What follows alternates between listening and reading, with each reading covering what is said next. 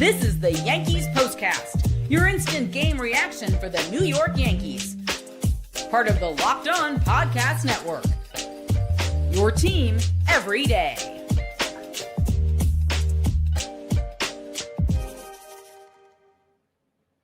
All right, finally, the Yankees win a game. They beat the Rangers in Texas in the series finale. Final score 3-2. The Yanks finally snapped their 5-game losing skid. It's history. A big reason why: Paul Goldschmidt, a pinch hit go-ahead home run in the 7th inning, breaks a 2-2 tie, makes it 3-2, and that's the way it would remain, 3-2 through the end. David Bednar registered the final 5 outs, all via strikeout, as he secures the victory. And now the Yankees not only win today, but they take the season series from Texas 4-2. That means the Bombers own the tiebreaker. Hello, everybody. I'm Jay Berman. If you're in New York, or you might recognize my work, I've spent more than 2 decades in the biz, everything from TV to web to radio. Glad to have you aboard. Please follow me on X as well, at Jay Berman, Jayberman. Welcome to the Locked On Yankees Postcast, both on the Locked On Yankees YouTube channel and the Locked On Yankees podcast feed. The Postcast, which we do every day, is a place to chat after every game.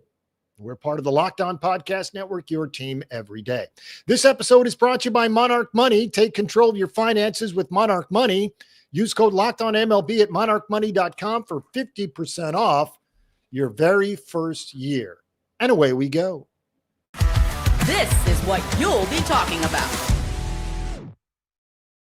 What a performance from David Bednar. It was close. It was down to the nitty-gritty, and it was some anxious times for the Yankees. But again, he gets the job done in what amounts to a 5-out save. The first 5-out save he's registered in over 2 years.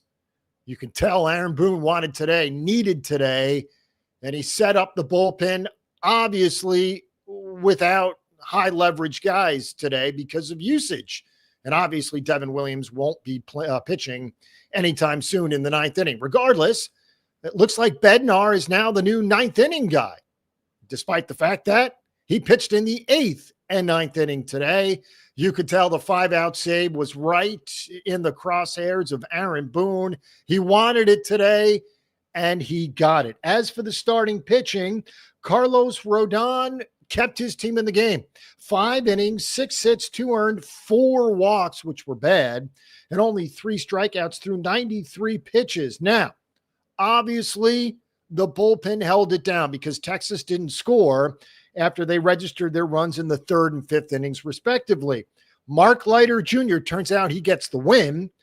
Tim Hill, Yeri De Los Santos, and then obviously Bednar, they combined to obviously go 4 innings and not allow a run. In fact, they only allowed 2 hits, and they combined to strike out 6, with obviously 5 of them going to Bednar, who registered his 18th save of the season. It was also a season high in pitches, 42 pitches in an inning and 2/3 for David Bednar. It's the most pitches he's thrown in 3 full years. So again, it was all about Bednar today. And you can bet he's going to earn that rest Thursday because, of course, tomorrow there's no game. And even if you give him 2 days off, you will have high leverage relievers coming back. Luke Weaver, who didn't pitch today. Obviously, Devin Williams didn't pitch today either. So again, there were 3 Yankee relievers that had thrown the last 2 days that you most likely weren't going to see today. Although, according to reports, when Bednar walked his second batter in the 9th inning, Camilo Doval didn't start throwing, but started to move around a bit in the bullpen for what it's worth. And he had pitched the last 2 days. Luckily for both Bednar and Doval and the Yankees and their fans, Bednar was able to register the final 5 outs again, all via the strikeout. He did allow a hit and 2 walks. But again, 42 pitches, and he got the job done, perhaps even squeezed a little bit on one of those ball 4 calls. As for the offense, Trent Grisham, Ben Rice, Aaron Judge, Anthony Volpe, Ryan McMahon, and obviously Goldschmidt, the only Yankees with hits. As for Goldschmidt, the home run comes off a lefty, which of course is not new. Believe it or not, Paul Goldschmidt is hitting now 410 off lefties. So there were bullets to be used off the bench today. Obviously, Giancarlo Stanton, who came in and pinch hit yesterday, grounds into a double play, didn't work. Stanton didn't bat today, but Boone clearly had that bullet in his holster or in the chamber, if you will, for utilizing Giancarlo Stanton. He also had, obviously, Paul Goldschmidt, clearly waiting for a lefty to get up.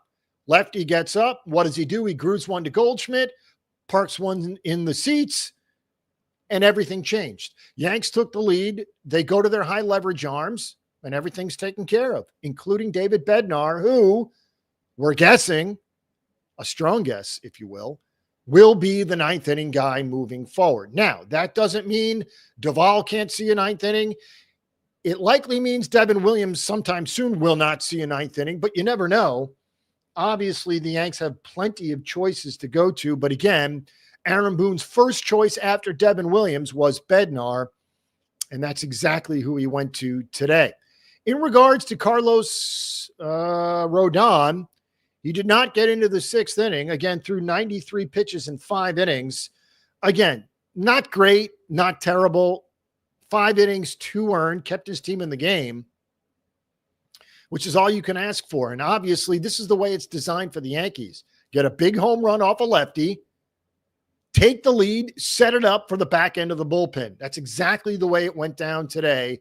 And the Yankees finally snapped their 5-game losing skid. A Yankee starter is not recorded and out in the 6th inning in a week. Last Wednesday was the last time a starter recorded an out in the 6th inning. So, yes, we love the bullpen, obviously with a few exceptions. We love what Brian Cashman did to fortify the bullpen. Problem is, and you could see it coming, if there is a usage problem in regards to the bullpen every single day, if they need to get 3 to 4 innings every single day, 9 to 12 outs every single day, well, those guys are not going to be sharp in September and October, hopefully, knock on wood. Right now, the Yankees gain a game on the Texas Rangers for the final spot for the wild card positions in the American League. Yanks increased their lead over Texas by 1.5 games. And as we said, perhaps more importantly, not only did they stop a losing skid, they take the season series from Texas, and you can see how close it's going to be. They take the season series 4-2, which means they own the tiebreaker, which of course is the first tiebreaker head-to-head. So if the Rangers and Yankees finish in a tie, the Yankees own the tiebreaker, which of course is terrific stuff when it comes to what today meant. All right, we'll take a quick break. When we come back, we'll get you set for the Houston Astros. No rest for the weary as another good team comes to town. We'll discuss it coming up next. Today's episode is brought to you by Game Day Hue. For Yankee fans like this one, this hits the mark. Game Day Hue makes clean, no-logo gear with team-inspired colorways for every pro and college fan base. It's all about letting your colors speak for you. No giant logos, just smart, versatile style that works on game day, on the course, or anywhere in between. Speaking of on the course, that's where I love to rock it. It's subtle, stylish, and I can still rep my team. I've worn mine to tailgates, tee times, and just out running errands. And I always get compliments. And it's not just hats, it's gloves as well. They're split shade gloves made for the golf course or the perfect gift for the fan who has everything. Right now, you can get 15% off with code MLB15 at GameDayHue.com. That's GameDayHue.com. The code even stacks on bundle deals, so now's the time to load up. Let your colors talk because colors speak louder than words. That's GameDayHue.com, code MLB15. All right, up next, ever wish managing your money felt a little bit easier? Well, with Monarch Money, it can. Whether you're growing your savings or planning a big purchase, Monarch puts you in the driver's seat. It's like having your own personal CFO, giving you full visibility and control over your finances. Monarch Money is more than a budgeting app. It's a complete financial command center. You can track all your accounts, investments, and spending in one place. So in addition to managing your money, you're also building wealth. If you've ever wished you had all your accounts and spending in one place, Monarch Money is for you. Take control of your finances with Monarch Money. Use code LOCKEDONMLB at monarchmoney.com for 50% off your first year. That's monarchmoney.com, code LOCKEDONMLB for half off your very first year. All right, we're back, and it's your favorite time. This is the Locked On Player of the Game. All right, we told you about the prowess of Paul Goldschmidt hitting against lefties. He proved it today. For some reason, he got a fastball down the middle of the plate, and he crushed it. It was a pinch hit home run. By the way, he was pinch hitting for Austin Wells. Obviously, there were changes to be made to the lineup because Paul Goldschmidt not going to be the catcher. Ben Rice moved to catcher, and Goldschmidt came into play first base. Obviously, the pinch hit go-ahead home run was the huge play in the game. He's hitting .410 now against lefties, and that's with a big slump. He's hitting .281 overall. Obviously, tells you all you need to know about Paul Goldschmidt against righties as well. But again, we'll focus on the good. .410 against lefties. Tremendous stuff from Paul Goldschmidt, who hits the biggest home run of the season for the Yankees. Yes, it only came in the seventh inning, but it's exactly what the Bombers needed. They needed a big performance from the offense, didn't get it, but it got a huge pinch hit, and needed a big performance from the bullpen, which they did indeed get. 4 scoreless from the bullpen, and obviously David Bednar, the focus, the star. Inning and 2/3, strikes out 5. All 5 outs were strikeouts, including Adolis Garcia to end it. It was a little bit nerve-wracking at that point in time with 2 on, 2 out after walks to 2 batters. Again, very scary times. But Bednar got the job done. Aaron Boone even came out to visit Bednar with 2 outs. There were some thoughts that he would pull him, but again, nobody was warming up. So this was clearly a pep talk. Tell me what you got. If you've got it, go get it. And that's exactly what went down. All right, Aaron Judge did play today again. 1 for 3. He now has 1 hit since returning in 2 games. However, he did play catch before the game. First time throwing. He was having a catch with Giancarlo Stanton, roughly 60 feet or so. So again, he's back to throwing. Now, he's not anywhere close to playing in the field, at least not in the next couple of days. And don't forget, Giancarlo Stanton now has a chance to play the outfield off the turf as we return to the Bronx for 3 with the Astros. Schlittler and Brown on Friday, Valdez and Heel on Saturday. Max Fried goes on Sunday. No word yet on who Houston will throw. Excellent win for the Yankees. Perhaps the biggest win of the season, certainly the biggest home run of the season, certainly the biggest save of the season. Thanks for making Locked On Yankees your first listen today. For your second listen, check out the all-new Locked On MLB Game Night. Every game, every night, all season long. Get local analysis on a national scale. Find MLB Game Night on Locked On MLB on YouTube or wherever you listen to podcasts. Also want to mention our partners in crime at Locked On Yankees, the great Stacey Goudsoulias and Brian McKeon.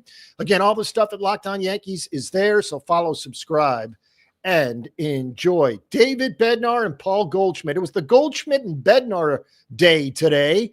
Yanks win 3-2. They snapped their 5-game losing skid. Overall, they're 61-54, 27-32 away. And they pick up a full game on the Rangers for the final wild card spot in the American League. They're now a game and a half up on Texas.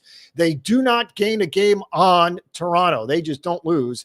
They whipped up on the Rockies again. So the Yanks remain 6.5 back of the Blue Jays. The Red Sox, who are now 3 back of the Blue Jays, 3.5 in front of the Yanks, will go for an 8th consecutive win tonight. They don't play for another hour. So again, Huge win. They win the season series, and they've taken 4 out of 6 from the Texas Rangers. All right, that'll do it. Again, Thursday, an off day. Friday, the Houston Astros come to town. Should be fun. And, of course, you'll see me right here after the game. See you in 48.